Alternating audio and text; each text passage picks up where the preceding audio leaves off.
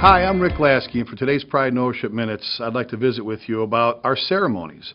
Often as I travel all over North America teaching and visiting with firefighters, I get asked by the men and women in the department just how can we grab a hold of or how can we get pride and ownership in our own department? Maybe we're lacking a little bit, or we don't have that feeling or whatever. And you know, it's a hard thing to answer in an email. Very difficult. It's a hard thing to answer in just a minute or two, but I think probably one of the fastest and most inexpensive ways to do it are through our ceremonies.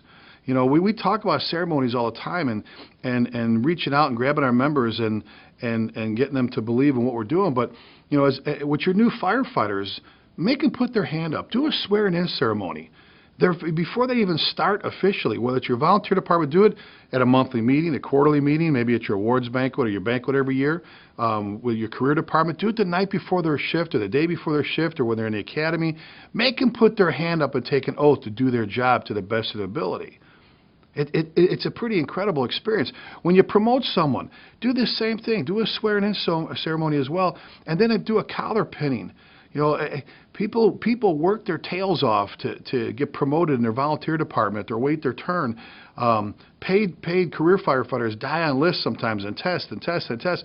You want to treat that position with some importance. Well, you need to treat it with some importance.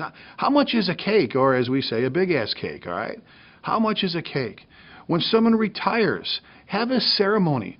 Oh my goodness, I was with a 33-year firefighter who was quite angry when we were talking about this, because with 33 years, when he worked his last day, he walked in a parking lot to his pickup truck with his boxes. Nobody said a word. He didn't see his chief for 2 months. Have those ceremonies. The honorary firefighters, honorary fire chiefs, the award ceremonies, the firehouse, new firehouse ceremonies, not a ribbon cutting, do a hose uncoupling. Do the whole ceremony, except when it's time to cut the ribbon, do a hose uncoupling. You know, the cornerstone leveling. I'm a Mason, and you know Masons and their love for this country. Get a hold of your local Masonic lodge. Have them get a hold of the Grand Lodge and have them come out and do the cornerstone leveling. There's so many ceremonies.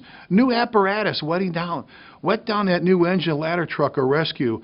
Push out the old one. Push in the new one. Do the ceremonies. Bring back the history.